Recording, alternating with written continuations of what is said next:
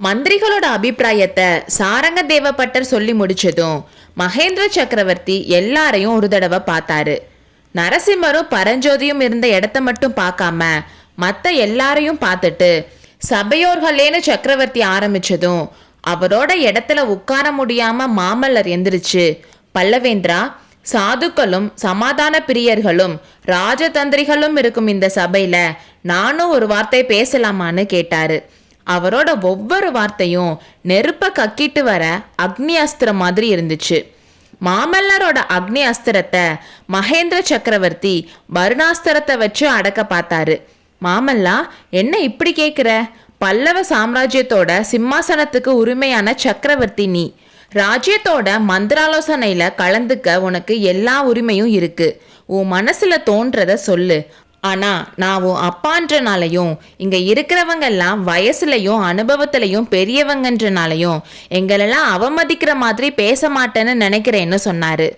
அப்போ சபையில லேசா சிரிப்பு சத்தம் வந்துச்சு.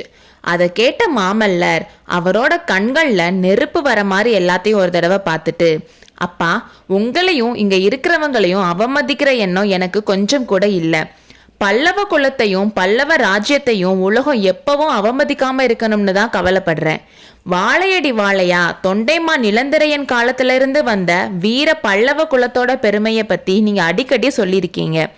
பல்லவ குலத்தை சேர்ந்தவங்க யாராவது இப்படி செஞ்சிருக்காங்களா? போர்க்களத்துல எதிரிகளுக்கு பயந்து புறங்காட்டி வந்திருக்காங்களா? பகைவர்களோட படையெடுப்புக்கு பயந்து கோட்டைக்குள்ள ஒளிஞ்சிருக்காங்களா? கடைசியா இப்போ பல்லவ நாட்டுக்குள்ள படையெடுத்து வர துணிஞ்சவன் கூட சமாதானம் பண்ண போறதா சொல்றீங்க. பல்லவேந்திரா, கொஞ்சம் யோசிச்சு பாருங்க. நாளைக்கு உலகம் முழுக்க என்ன பேசும்? வாதாபி சக்கரவர்த்தி படையெடுத்து வந்தப்போ பல்லவ சக்கரவர்த்தி பயந்து கோட்டைக்குள்ள புகுந்துகிட்டாரு.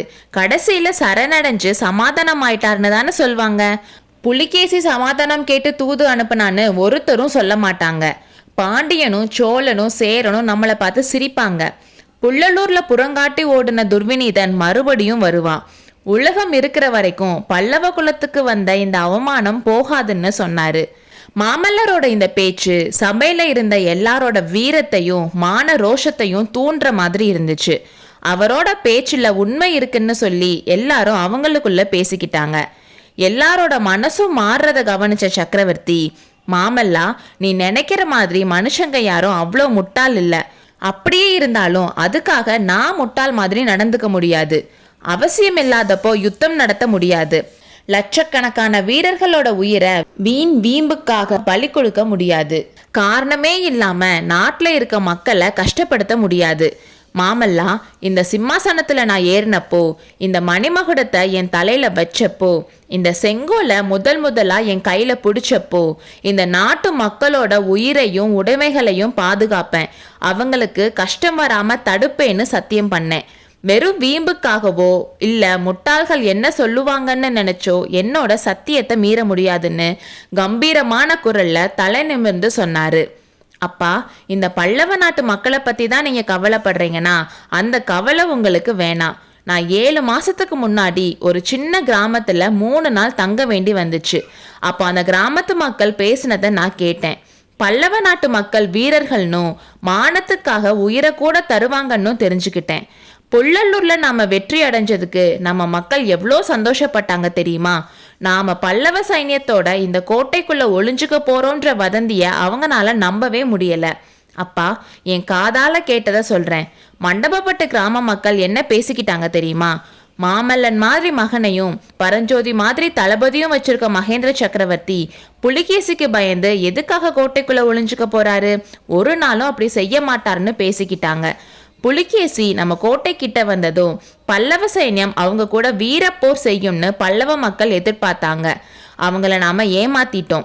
இப்பவாச்சும் அவங்க நம்பிக்கைய உண்மையாக்க எனக்கு கட்டளையிடுங்க.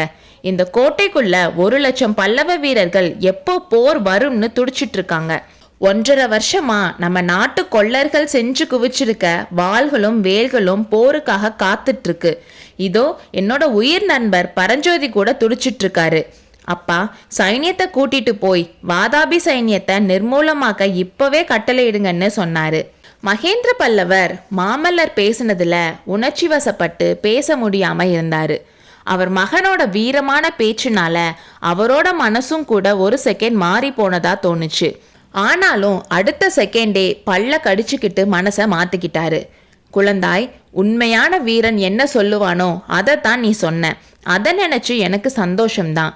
ஆனாலும் நீ சொல்றதை என்னால ஏத்துக்க முடியாது. பல்லவ மக்களோட அபிப்பிராயத்தை பத்தி சொன்ன, அதுவும் எனக்கு சந்தோஷம்தான். ஆனா மக்களோட அபிப்பிராயம் எப்பவுமே கரெக்டா இருக்காது. முன் யோசனை இல்லாம உணர்ச்சி வசப்பட்டு பேசுவாங்க. அதை நாம கேட்டா அவங்களும் அவங்களோட சந்ததிகளும் தான் கஷ்டப்படணும். அதை நான் பண்ண மாட்டேன்னு சொன்னாரு. இந்த மாதிரி மாமல்லரை பார்த்து சொல்லிட்டு இருந்தவர் சபையில இருக்கிறவங்கள பார்த்து, நீங்க சம்மதம் தான் சொல்லுவீங்கன்னு எதிர்பார்த்து நான் வாதாபி சக்கரவர்த்திக்கு முன்னாடியே பதில் ஓலை அனுப்பிட்டேன். அவரோட சமாதான தூதை ஏத்துக்கிறதாவும் அவரை காஞ்சிக்குள்ள விருந்தினரா வரவேற்க சந்தோஷத்தோட ஒத்துக்கிறதாவும் ஓலை அனுப்பிட்டேன். அந்த மாதிரி நான் கொடுத்த வாக்க இனி என்னால மீற முடியாதுன்னு சொன்னாரு. மாமல்லர் அப்போ இன்னும் பரபரப்பா, அப்பா இது என்ன, பல்லவ வம்சத்தோட எதிரிய நம்ம தலைநகருக்கு வரவேற்கிறதா? புலிகேசிக்கு உபச்சாரமா? யுத்தத்தை நிறுத்தி சமாதானம் செய்யறதோட நிறுத்திக்கங்க. வாதாபி படை இந்த நாட்டை விட்டு போற வரைக்கும் நம்ம கோட்டைக்குள்ளேயே வேணும்னாலும் ஒளிஞ்சிருப்போம். ஆனா வஞ்சகம் பிடிச்ச புலிகேசியோட நட்பு வேணாம். வைஜெயந்தி பட்டணத்துக்கு நெருப்பு வச்சு அவனை காஞ்சிக்குள்ள காலடி எடுத்து வைக்க விட வேணாம்னு சொன்னாரு. முடியாது மாமல்லா, பல்லவ குலத்தினர் ஒரு தடவை கொடுத்த வாக்க மீறது வழக்கம் இல்ல. நான் புலிகேசிய வரவேற்று தான் ஆகணும்னு சொன்னாரு. இதை கேட்ட மாமல்லர் அவர் அப்பாவை கையெடுத்து கும்பிட்டு, அப்பா நீங்க புலிகேசிய வரவேற்று தான் ஆகணும்னா அப்போ எனக்கு ஒரு வரம் கொடுங்க. புலிகேசியும் நானும் ஒரே டைம்ல இங்க இருக்க முடியாது. புலிகேசி உள்ள வரப்போ நான் வெளியே போறதுக்கு அனுமதி கொடுங்கன்னு கேட்டாரு. நானும் அப்படிதான் யோசிச்சு வச்சிருக்கேன் மாமல்லா. வாதாபி சக்கரவர்த்தி உள்ள வரப்போ உன்னை வெளியே தான் அனுப்ப போறேன். ஆனா அதுக்கு வேற காரணம் இருக்குன்னு சக்கரவர்த்தி சொன்னாரு.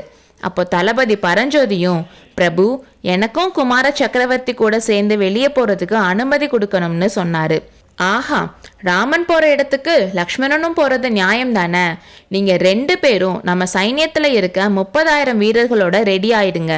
சளுக்க சைன்யம் படையெடுத்த நேரம் பார்த்து கோழை மாதிரியும் திருட்டுத்தனமாவும் பல்லவ ராஜ்யத்துக்குள்ள வந்த பாண்டியனுக்கு கண்டிப்பா பாடம் சொல்லி தரணும். சீக்கிரம் கிளம்ப நீங்க ரெடி ஆயிடுங்கன்னு சொன்னாரு. சக்கரவர்த்தி கடைசியா சொன்னது மாமல்லரோட கோவத்தை கொஞ்சம் குறைச்சு சந்தோஷத்தை கொடுத்தது மட்டும் இல்லாம மந்திரி மண்டலத்தாரை ஒரே ஆச்சரிய கடலில் ஆழ்த்தி விட்டன. அடுத்த அத்தியாயத்தில் சந்திப்போம்.